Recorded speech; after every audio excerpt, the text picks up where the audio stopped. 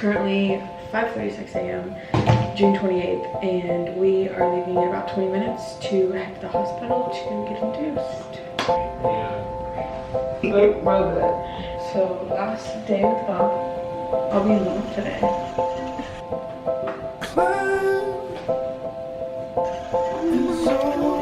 We also woke up at 5. Hey guys. Good. 10 o'clock, first dose of medicine, and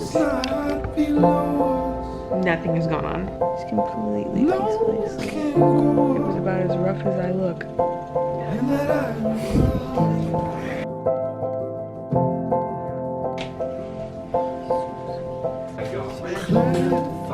One, take three on the count of 3.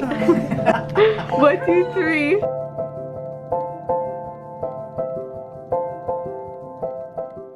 Well, hello, you guys. I had my son now 6 months ago. I don't want to forget his birth story and how he came into this world. One goal of mine that I've obviously pushed off a lot has been to document his birth story and how he arrived here. My birth story is not the most positive, but I do want to share it because I was so naive to how many positive birth stories I had heard. I had no clue like what could go wrong and how fast it could go wrong. So if this helps like one person like be prepared for like what it could possibly happen, that's good, because I just like no, everyone's so scared to share their negative birth stories that no one does, and that causes people to not really be prepared for what could happen in birth. So I was admitted into the hospital on June 28th at 8:30 a.m. I had a scheduled induction, so that was my time to be there. We lived 2 hours away from the hospital I was delivering at, so we woke up at 5 a.m. to get there on time. I thought we'd be waiting around for a little bit till like we got checked in our room and everything. It was seriously 5 minutes and I had an IV in my arm. I was in a gown. I was laying in a bed. I was shaking so bad. I was like nearly in tears because I was so scared. My nurse was like, "Are you okay?" I'm like, "Not really. I'm so scared." I was so scared of pushing, so I was even more inclined to be like, just give me a C-section. Like, I want to make sure you know I was okay with having a C-section. I wanted a C-section. I was so scared of pushing. From 8:30 to 10, my nurse was in there trying to get the monitors on my belly to pick up my contractions and his heartbeat. I was in labor for 36 hours, and out of those 36 hours, probably 5 hours, I had a nurse messing with my belly trying to put the monitors on my belly correctly. So I ended up getting my first dose of Pitocin at 10 o'clock in the morning. Nothing really happened throughout the first day, although at 2 p.m. his heart rate did drop into the 90s for 3 minutes, so I was not allowed to lay on my left side anymore. We were just really trying to relax and get some sleep because I hadn't slept the night before because I was so anxious. I was running on no sleep, and I was about to give birth. Like, you need some energy for that. And then at 7 p.m. there was a shift change, and I got my night nurse, and she was an absolute saint. I cannot for the life of me remember her name, but she was so sweet. She was gung-ho on ready to get this baby out, and I just loved her. Mitchell and I were watching a movie, I think around 10 p.m.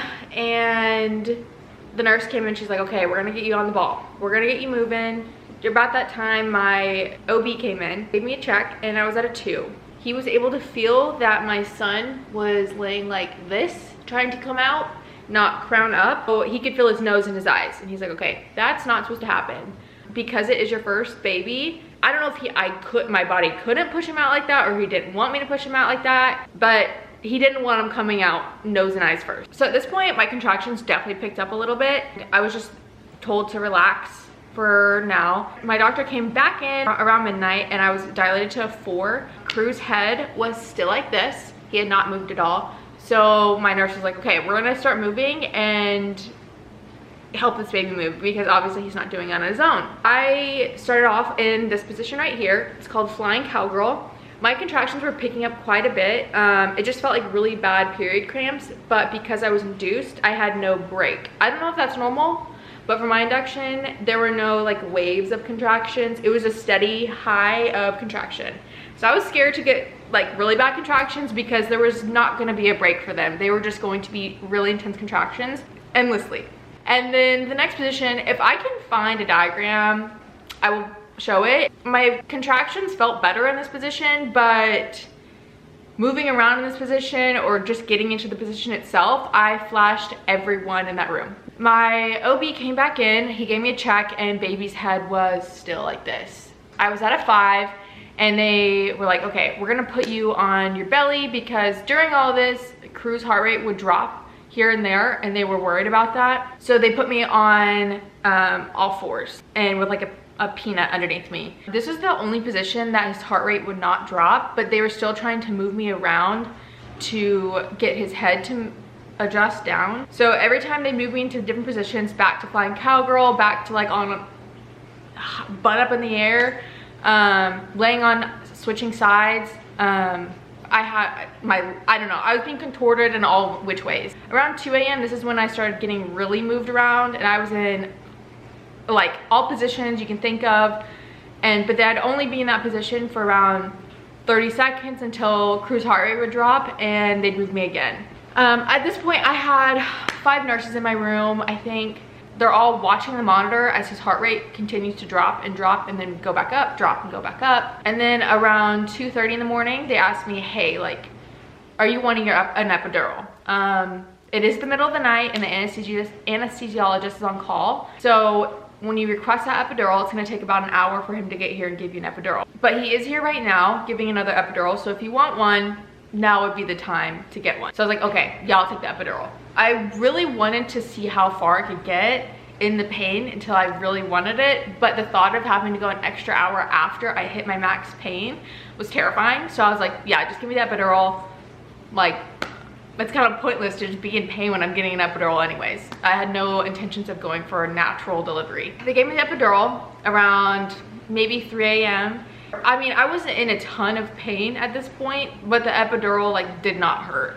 My IV hurt worse. So if you're scared of an epidural, it does not hurt. It doesn't hurt.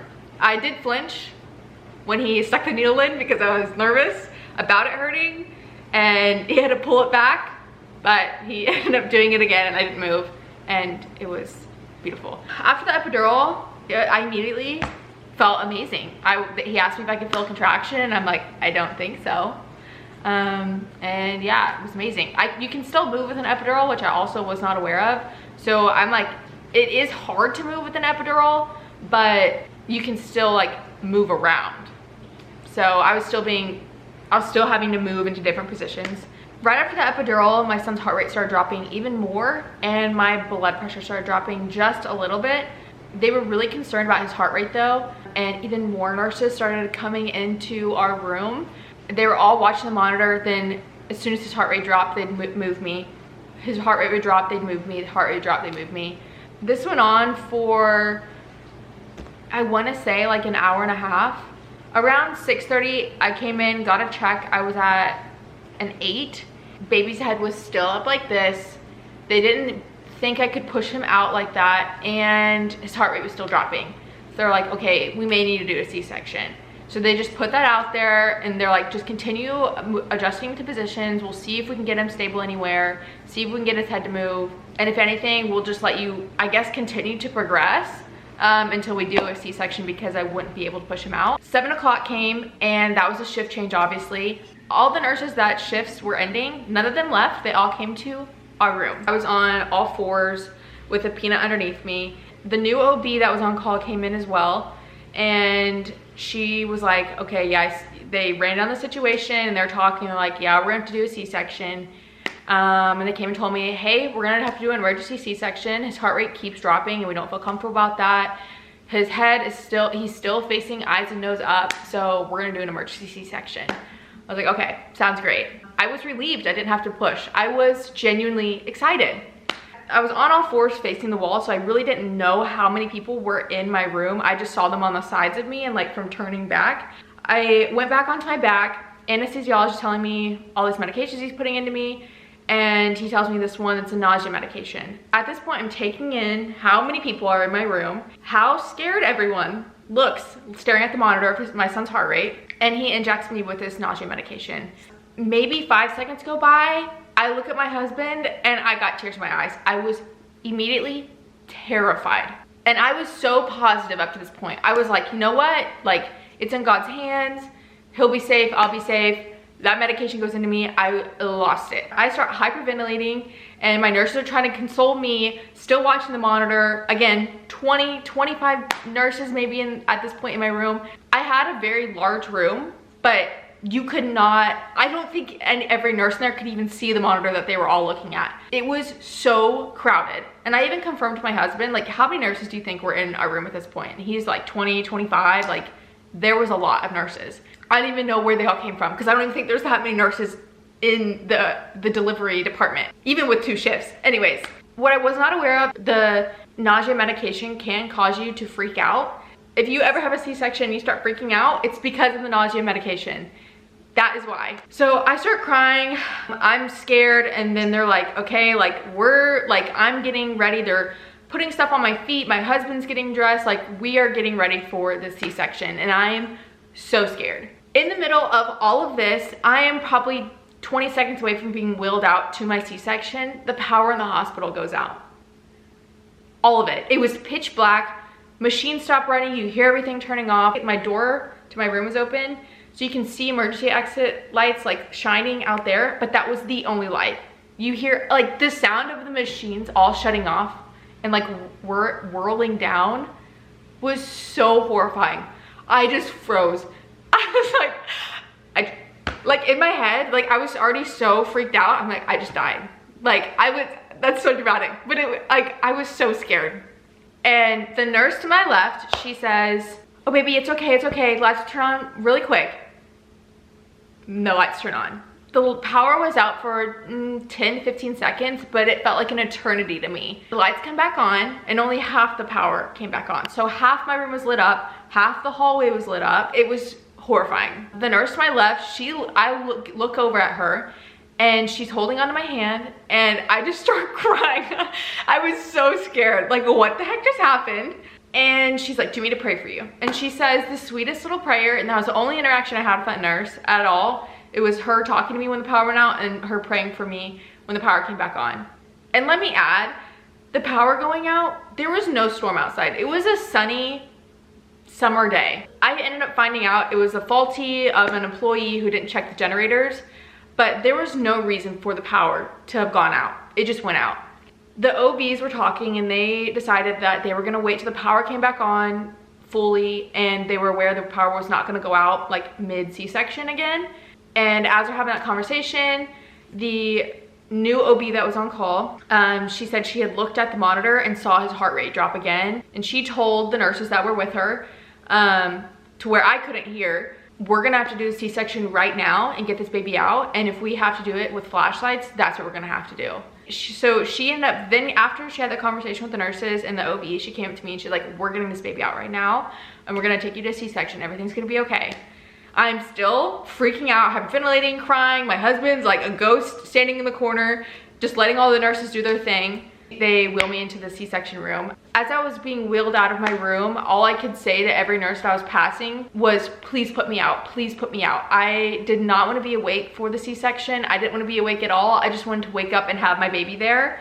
And they kept telling me, we can't put you out. That will also put the baby out, like knock him out, and we need him awake when he comes out of the womb. I probably said, will you put me out 50 times to 50 different people. As I was being wheeled to the OR, I was praying in my head, like, Lord, if I die, like, please take me to heaven. But I was so out of it that I really couldn't make a coherent thought. But as much, I was using all the power I had in my mind to just pray, like, Lord, like, please, like, let me go to heaven, because I was so certain I wouldn't be coming out of that OR. I go through the hall, there's no lights really on in the hall, and get to the OR. OR is completely set up perfectly.